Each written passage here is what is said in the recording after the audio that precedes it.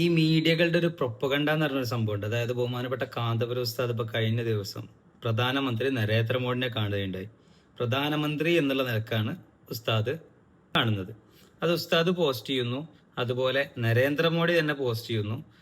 Grand Mufti എന്ന പേരിൽ പല ആളുകൾ ഉസ്താദിനെ ഗ്രാൻഡ് മുഫ്തി അവര് സ്വന്തം അവരോധിച്ച ഒരു സാധനമാണെന്നൊക്കെ പറഞ്ഞിരുന്നു. അപ്പൊ ഇന്ത്യയുടെ പ്രധാനമന്ത്രിയുടെ ഒഫീഷ്യൽ പോസ്റ്റിംഗിൽ ഉസ്താദ് ഗ്രാൻഡ് മുഫ്തി ആയിട്ട് അംഗീകരിക്കപ്പെട്ടതായിട്ട് എന്തായാലും പോസ്റ്റുകളൊക്കെ വന്നു.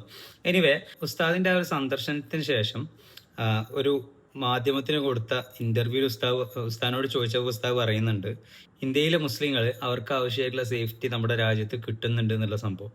ഈ ഒരു സംഭവത്തിന് നമുക്ക് രണ്ട് രൂപത്തിൽ നരേറ്റ് ചെയ്യാം. ഒന്ന്, കാന്തപുരം ഉസ്താദ് മോഡിയുടെ കൂടെ നിന്ന് മുസ്ലിങ്ങളെ ഒറ്റ കൊടുക്കുക എന്നുള്ളൊരു കാര്യം.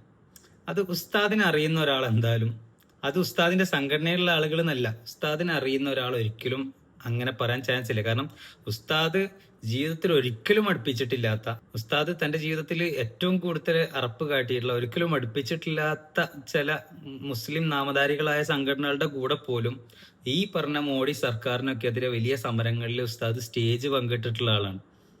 അത്രമാത്രം ഇതിനെ അതിശക്തമായിട്ട് എതിർക്കുന്ന ആളാണ്.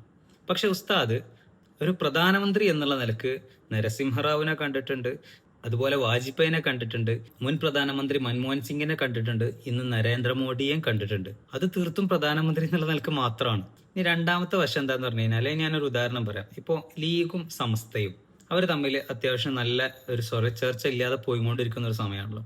അപ്പൊ ഈ സമയത്ത് നിങ്ങൾ മൈക്ക് എടുത്തിട്ട് ജിഫ്രി മുത്തുക്കോയ തങ്ങളെ അടുത്ത് പോയും ചോദിച്ചു നോക്ക്, നിങ്ങളും ലീഗും തമ്മിൽ എന്തെങ്കിലും പ്രശ്നമുണ്ടോ എന്ന് ചോദിച്ചു കഴിഞ്ഞാൽ ജിഫ്രി മുത്തുക്കോയ തങ്ങൾ പറയും, ഞങ്ങളും ലീഗും തമ്മിൽ യാതൊരു പ്രശ്നവുമില്ല, നിങ്ങൾ മീഡിയകൾ ഉണ്ടാക്കുന്നതാണ്. ചിലപ്പോൾ വലിയൊരു പ്രശ്ന പരിഹാരത്തിന്റെ ചർച്ചയും കഴിഞ്ഞ് ഇറങ്ങുന്ന സമയത്തായിരിക്കും മൈക്ക് കൊണ്ട് പോയിട്ടുണ്ടാവുക, ചോദിച്ചിട്ടുണ്ടാവുക. എന്താ അതിന്റെ കാരണം? ഇവിടെയുള്ള പ്രശ്നങ്ങളെ അത് ഒതുക്കാനുള്ള ഒരു നേതാവിന്റെ പക്കമായ ഇടപെടലാണ്.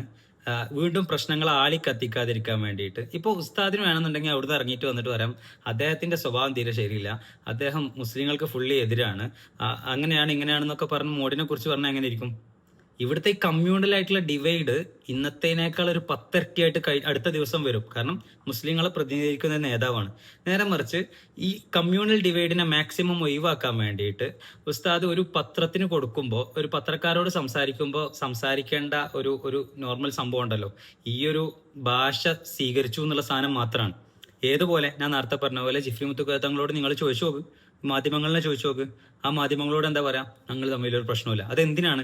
ഇനി ഭാവിയിൽ ഉള്ള പ്രശ്നങ്ങളും കൂടി ഒഴിവായി പോകണം. അല്ലാതെ ഒരു ലീഗിനെ പ്രകോപിപ്പിച്ച് നിർത്താൻ, അല്ലെങ്കിൽ സമസ്തനെ പ്രകോപിപ്പിച്ച് നിർത്താൻ വേണ്ടിയിട്ടുള്ള ഒരു വാക്കാ തങ്ങളിൽ നിന്ന് വന്നു കഴിഞ്ഞാൽ തന്റെ അനുയായികൾ വീണ്ടും പ്രകോപിതരാവും അല്ലെ? ഇതാണ് സത്യത്തിൽ സംഭവിച്ചിട്ടുള്ളത്. നിങ്ങളൊന്ന് ആലോചിച്ച് നോക്ക്, ഞാൻ ആദ്യം പറഞ്ഞ ഈ മീഡിയ പ്രൊപ്പഗണ്ട എന്ന് പറയുന്ന ഒരു കാര്യം.